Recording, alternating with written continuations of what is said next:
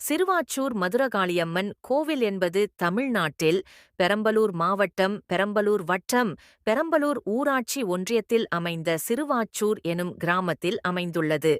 இது பெரம்பலூரிலிருந்து 5 கிலோமீட்டர் தொலைவில் அமைந்துள்ள ஓர் அம்மன் கோயிலாகும்.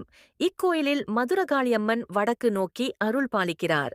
மதுரகாளியம்மன் கோயிலுக்கு நேர் வடக்காகச் சோலை முத்தையா கோயில் அமைந்துள்ளது. இவரே செல்லியம்மன் மற்றும் மதுரகாளியம்மனின் காவல் தெய்வமாக விளங்குபவர். இவர் அருகிலேயே அகோர வீரபத்திரர் நிற்கிறார்.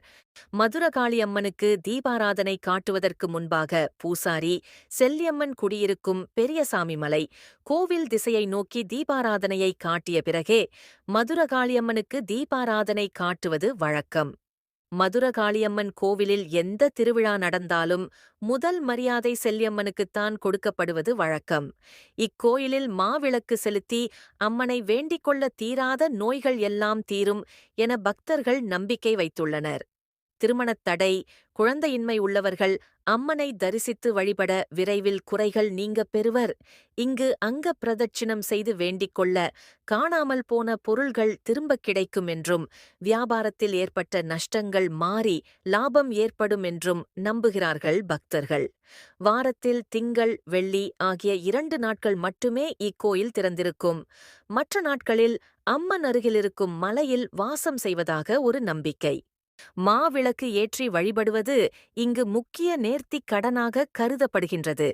இந்த மாவிளக்கிற்கான மாவை பக்தர்கள் அவரவர் வீடுகளிலிருந்து கொண்டு வரும் அரிசியை இங்கு தண்ணீரில் ஊற வைத்து அதற்கென்றே வைக்கப்பட்டுள்ள உரல்களில் இடித்து மாவாக்குகிறார்கள்.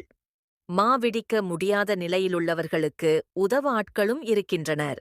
இங்கு மிகச் சிறப்பாக வடிவமைக்கப்பட்ட தங்கத்தேர் உள்ளது. இக்கோயிலில் அன்னதானம் திட்டம் நடைமுறையில் உள்ளது.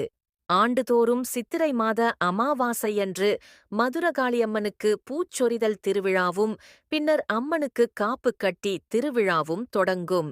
8ஆம் நாள் திருவிழாவான செவ்வாய் அன்று மாலையில் சுத்துப்பட்டு சனங்களெல்லாம் பெரிய சாமி கோயில் மலையடிவாரத்தில் கூடுவர்.